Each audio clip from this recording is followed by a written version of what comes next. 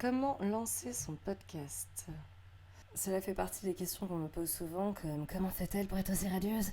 Euh, Tout simplement, pour commencer, il te faut des sujets. Évidemment, la qualité de son compte, une bonne élocution aide aussi, mais avec ce média, ce qui compte le plus, vraiment, c'est le contenu. Il n'y a pas de filtre pour compenser ça, si tu vois ce que je veux dire.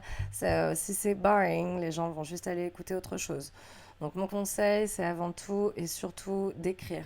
Dès maintenant, lise des idées de sujets, des théories que tu voudrais partager, des punchlines que tu voudrais balancer, des débats que tu voudrais animer. Voilà, tu commences à préparer tes émissions en définissant une intention comme sur ton tapis de yoga et un fil conducteur en amont pour ne pas partir dans tous les sens ou être à court d'idées quand tu lances ton enregistrement.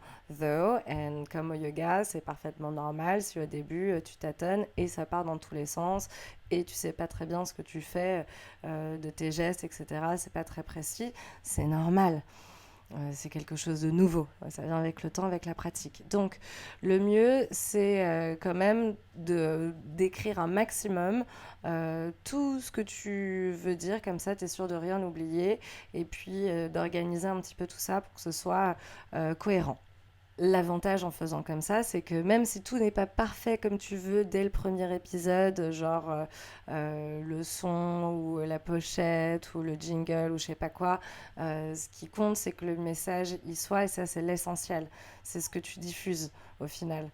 Donc te fais pas de soucis pour le reste, n'attends pas que ce soit idéal pour te lancer. C'est parti, tu vois, y a là ton public t'attend.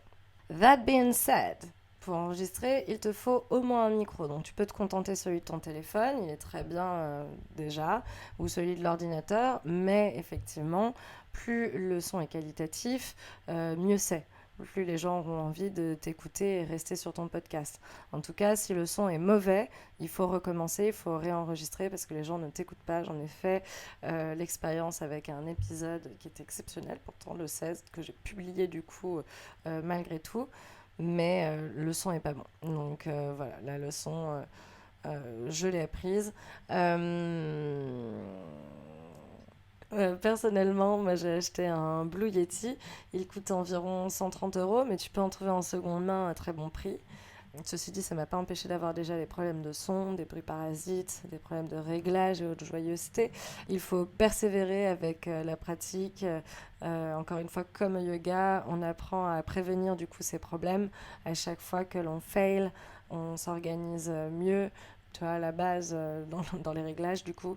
Et comme par exemple, de demander aux gens qu'on interviewe de ne pas porter de bracelet ou de faire l'interview sans leurs écouteurs si tu l'as fait au téléphone pour avoir un meilleur son parce que le son du micro du téléphone est plus performant que celui de nos écouteurs.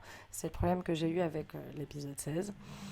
Tu vois, et du coup, apprendre aussi à la régler en post-prod en devenant une pro des réglages, ou une pro d'ailleurs des réglages sur votre logiciel de montage. Ça vient avec le temps. Bref, tu enregistres avec ton micro, peu importe lequel tu as.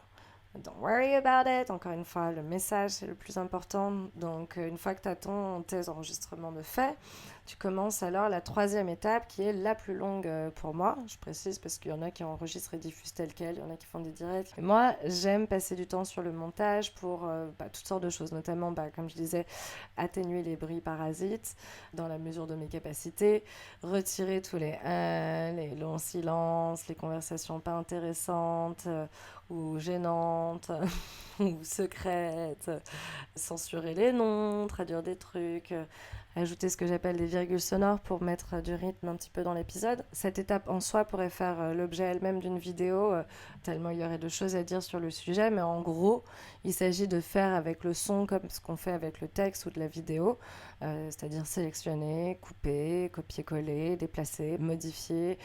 Tu vois, sur le texte, tu peux modifier la police des lettres, et bien avec le son, c'est pareil, tu peux ajouter des effets. Je te recommande deux logiciels de montage pour le son. Le premier, c'est celui que j'utilisais pour mes cours de radio quand j'étais étudiante.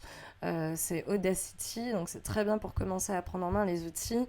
Ceci dit, nota bene, si tu télécharges Audacity, pour pas que tu fasses l'erreur comme toute ma promo à l'époque, je te le dis, On avait tous fait CTRL-S pour enregistrer notre montage. Donc la première fois qu'on l'avait fait, on avait pris une plombe à tous.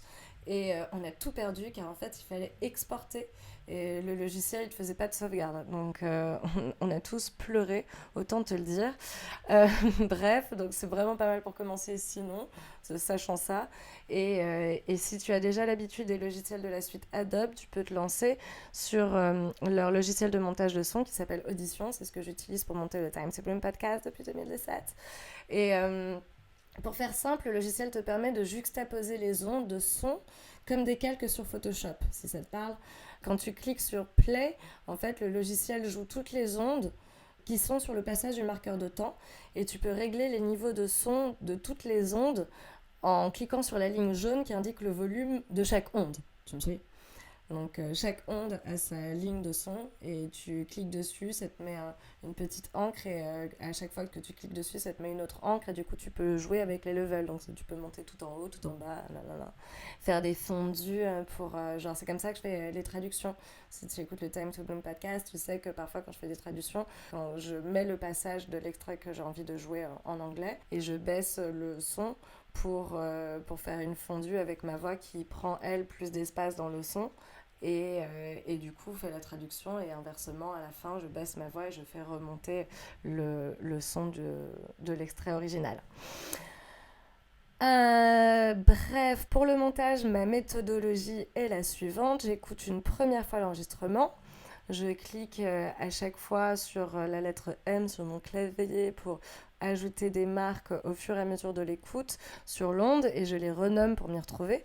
Donc je précise, tu vois, si c'était un propos que je veux corriger, j'ajoute ce que c'était mon idée.